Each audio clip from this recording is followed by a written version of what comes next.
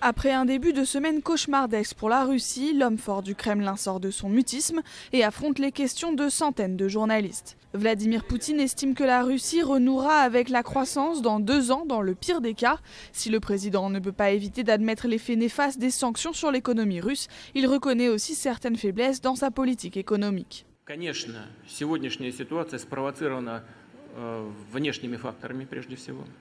Но исходим из того, что нами многое не сделано из того, что мы планировали сделать и говорили о том, что мы должны сделать по диверсификации нашей экономики в течение практически предыдущих 20 лет.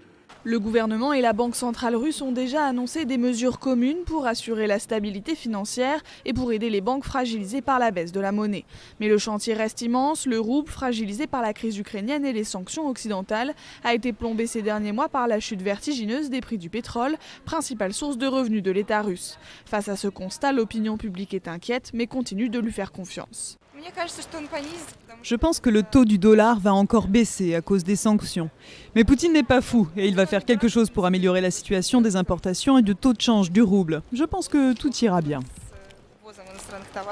En attendant, le rouble renoue avec son niveau de la fin de la semaine dernière alors qu'il avait, au plus fort de sa dégringolade, franchi les seuils de 80 roubles pour $1.